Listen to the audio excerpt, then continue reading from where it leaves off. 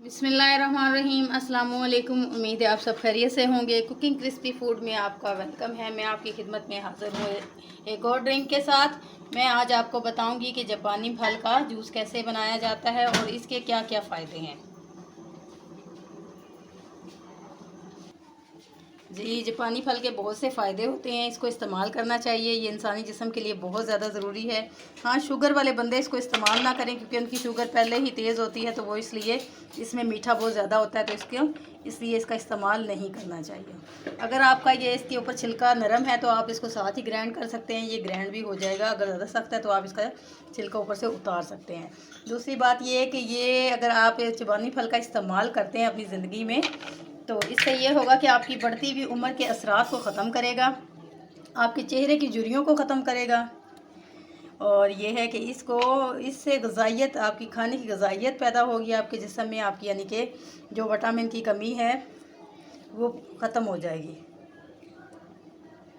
और ये कब्ज़ वगैरह का भी ख़ात्मा करता है। अगर आपको कब्ज़ रहती है तो उसके लिए भी आप इसका इस्तेमाल कर सकते हैं। अगर आपको पट्ठों की कमज़ोरी है तो इसका भी आप इस्तेमाल 15 दिन तक करें तो लगातार, तो इसकी कमज़ोरी ख़त्म हो जाएगी। ये 2 का मैंने काट कर छोटे छोटे पीसेस में मैंने इसको बना लिया है।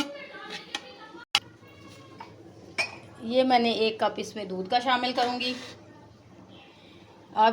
मैंने फ़्रेश लिया है, आप डब्बे का किसी भी कंपनी का जो आप चाहें इस्तेमाल कर सकते हैं। और 2 टेबलस्पून मैं इसके अंदर चीनी के डालती हूँ।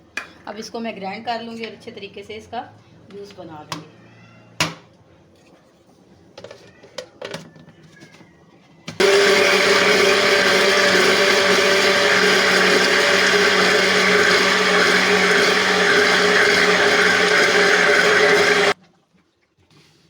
जी, आप देख सकते हैं ये हमारा जापानी फल का शेक बन चुका है और ये कितना थिक है।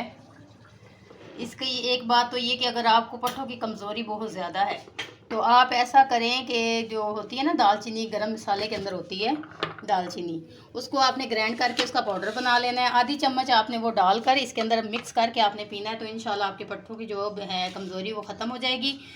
आपको हमारी रेसिपी कैसी लगी आप कमेंट्स बॉक्स में हमें ज़रूर बताइएगा। आप हमारी वीडियो को देखिएगा, लाइक कीजिएगा, चैनल को सब्सक्राइब कीजिएगा, अपनी दुआओं में याद रखिएगा। जहाँ भी रहें खैर आफियत से रहें। अगली वीडियो तक के लिए अल्लाह हाफ़िज़।